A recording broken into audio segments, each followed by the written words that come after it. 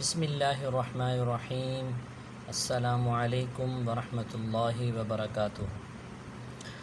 عزیز طلباء، آپ سب کیسے ہیں؟ خیریت سے ہیں؟ اللہ پاک آپ کو اپنے حفظ و امان میں رکھے۔ اسلامیات سلسلہ نمبر 5 پریپ کلاس کے لیے ہم نے پچھلے ہفتے میں قرآن پاک کے پاروں کے نام، پاروں کے نمبر اور پاروں میں رکوع کی تعداد اور سورتوں کے نام ترتیب سے یہ ہم نے پڑھے تھے۔ مجھے امید ہے کہ آپ نے یہ ساری چیزیں اچھی طرح سے یاد کر لی ہوں گی۔ آپ نے ان کو دہرا لینا ہے۔ اگر آپ کے گھر میں آپ کے بہن بھائیوں میں کوئی اور حافظ ہو تو آپ نے 2 کی جوڑی بن کر ان تمام چیزوں کو آپس میں دہرانا ہے۔ ایک دوسرے سے سوالات کرنے ہیں کہ آپ پہلے سارے پاروں کے نام بتائیں، پھر آپ جو ہے وہ فلاں پارے کا نام بتائیں، اس پارے کے کتنے رکوع ہیں۔ پھر اسی طرح سورتوں کے بارے میں آپ نے ایک دوسرے سے سوالات کرنے ہیں کہ قرآن پاک اپنا بند کر کے رکھنا ہے اور سب سے پہلے صفحے سے کون سی سورت شروع ہوتی ہے، پھر دوسرے صفحے سے کون سی شروع ہوتی ہے، پھر اسی طرح آگے چلتے جانا ہے۔ تیسری سورت قرآن پاک میں کون سے صفحے سے شروع ہوتی ہے۔ تو یوں ایک دوسرے سے آپ سنیں گے اور سنائیں گے تو یہ تمام چیزیں آپ کو اچھی طرح سے یاد ہو جائیں گی۔ آج ہم اپنے سبق کو آگے بڑھائیں گے۔ آج ہم نے دعا سے متعلق پڑھنا ہے۔ کس سے متعلق پڑھنا ہے؟ دعا سے متعلق۔ اس کے لیے آپ کتاب کھولیں اور آپ دیکھیں صفحہ نمبر 12 پر ہے دعا کی فضیلت اور اہمیت۔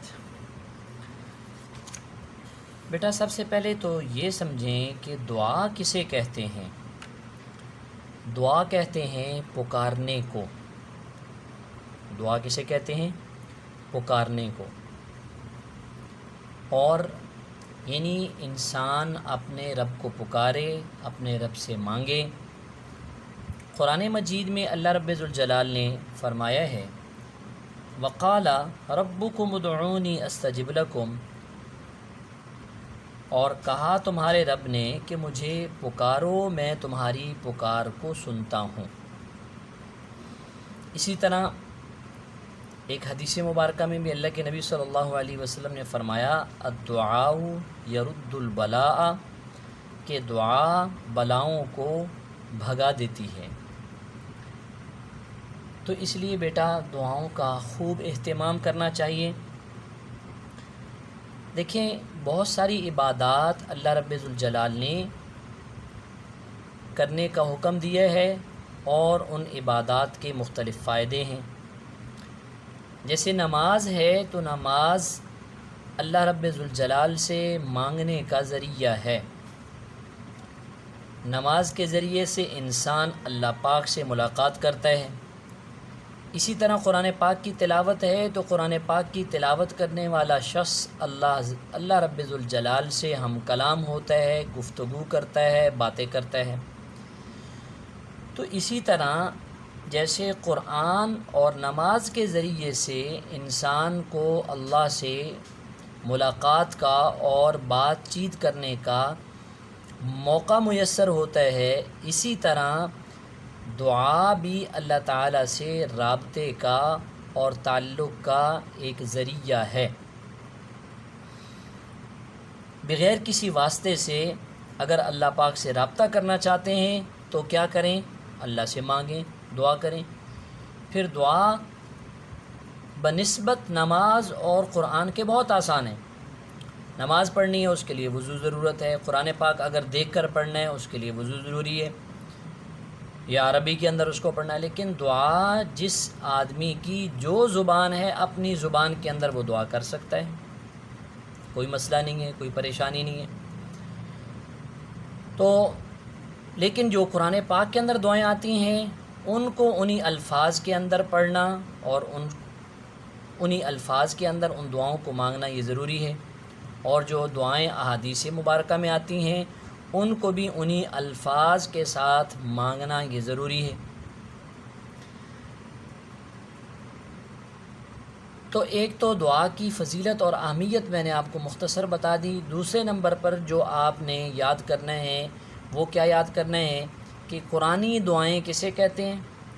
تو بیٹا قرآنی دعائیں ان دعاؤں کو کہتے ہیں جو دعائیں قرآن مجید میں آئی ہیں، جو دعائیں قرآن مجید میں آئی ہیں ان کو قرآنی دعائیں کہتے ہیں۔ اور مسنون دعائیں کسے کہتے ہیں؟ جو دعائیں احادیث مبارکہ میں آئی ہیں ان کو مسنون دعا کہتے ہیں۔ آپ دیکھ رہے ہیں کہ آخر کے اندر جو ہے یہ سوالات بھی ہیں۔ سوال نمبر 1، قرآنی دعائیں کن دعاؤں کو کہا جاتا ہے؟ تو اس کا جواب بیٹا کیا ہوگا؟ وہ دعائیں جو قرآن مجید میں آئی ہیں۔ شاباش۔ اور مسنون دعائیں کن دعاؤں کو کہا جاتا ہے؟ وہ دعائیں جو احادیث مبارکہ میں آئی ہیں ان کو مسنون دعائیں کہتے ہیں۔ شاباش۔ اب اس کو ہم ایک دفعہ پڑھ لیتے ہیں۔ دعا کی فضیلت اور اہمیت۔ اسلام ایک ایسا مذہب ہے جس نے اپنے رب اللہ تعالیٰ سے براہ راست رابطہ اور تعلق کے لیے مختلف عبادتیں بتلائی ہیں۔ مثلا نماز کے متعلق ہے کہ جب بندہ نماز پڑھ رہا ہو تو وہ اللہ کے حضور حاضر ہوتا ہے، یعنی نماز اللہ سے ملاقات کا ذریعہ ہے۔ اسی طرح قرآن کریم کی تلاوت کرتے وقت گویا بندہ اللہ سے ہم کلام ہوتا ہے۔ جس طرح نماز اور قرآن مجید کی تلاوت اللہ تعالیٰ سے ملاقات کا ذریعہ ہے، اسی طرح اللہ تعالیٰ نے اپنے بندوں سے بغیر کسی واسطہ کے اور رابطہ اور تعلق قائم کرنے کے لیے دعا مانگنے کا طریقہ بتلا دیا ہے۔ یہ ایک ایسا طریقہ ہے جس کے لیے نہ نماز کی طرح وضو کی ضرورت ہے، نہ ہی قرآن مجید کی طرح عربی میں مانگنا ضروری ہے، بلکہ انسان جس زبان میں اللہ سے دعا مانگنا چاہے مانگ سکتا ہے۔ البتہ قرآن کریم میں جو دعائیں آئی ہیں اور جو دعائیں ہمارے پیارے نبی حضرت محمد صلی اللہ علیہ وسلم نے ہمیں تعلیم کی ہیں ان کو انہی الفاظ کے ساتھ عربی میں مانگنا چاہیے۔ قرآنی دعائیں۔ اللہ تبارک و تعالیٰ نے قرآن کریم میں جہاں انسانوں کو اور بہت سی چیزوں کی ہدایت کی ہے وہاں دعا مانگنے کا طریقہ اور اس کے الفاظ بھی بتلائے ہیں، لہٰذا جن دعاؤں کا ذکر قرآن کریم میں آیا ہے ان کو قرآنی دعا کہا جاتا ہے۔ تو یہ ہے آپ کے پہلے سوال کا جواب یہاں سے لیا۔ جن دعاؤں کو کا ذکر قرآن کریم میں آیا ہے ان کو قرآنی دعائیں کہا جاتا ہے۔ مسنون دعائیں۔ قرآن کے بعد اسلام میں حدیث اور سنت کا مرتبہ ہے، یعنی حضرت صلی اللہ علیہ وسلم کی باتیں اور عمل۔ حدیث شریف میں بھی بہت سی دعاؤں کا تذکرہ آیا ہے اور اس کے الفاظ بھی بتلائے گئے ہیں۔ حدیث میں ذکر کی جانے والی دعاؤں کو مسنون دعائیں کہا جاتا ہے۔ دوسرے سوال کا جواب کیا ہے؟ حدیث میں ذکر کی جانے والی دعاؤں کو مسنون دعائیں کہا جاتا ہے، یا مسنون دعائیں وہ دعائیں ہیں جو احادیث مبارکہ میں ذکر ہوں۔ آئندہ سطروں میں ہم جو قرآنی دعائیں اور مسنون دعائیں ذکر کر رہے ہیں ان کو اچھی طرح یاد کریں اور ان کا ترجمہ بھی ذکر کیا جا رہا ہے اسے بھی ذہن میں رکھیں اور عربی زبان سیکھنے کی کوشش بھی کریں۔ تو بیٹا آج ہم نے یہ پڑھا ہے دعا کی فضیلت اور اہمیت اور قرآنی دعائیں اور مسنون دعائیں کسے کہتے ہیں۔ یہ آپ نے اچھی طرح سے یہ مختصر الفاظ میں اپنے الفاظ میں آپ نے اس کو یاد کرنا ہے۔ ٹھیک ہے بیٹا، قرآنی دعا کسے کہتے ہیں، قرآنی دعائیں کون سی دعائیں ہیں اور مسنون دعائیں کون سی دعائیں ہیں، میں نے آپ کو مختصر بتا دیے ہیں۔ اس کو آپ نے اچھی طرح سے یاد کر لینا ہے۔ انشاءاللہ اگلے ہفتے میں ہم وہ قرآنی دعائیں پڑھیں گے جو آگے صفحہ نمبر 14 پر آنے والی ہیں۔ آپ نے ان کو اچھی طرح سے یاد کرنا ہے۔ السلام علیکم ورحمۃ اللہ وبرکاتہ۔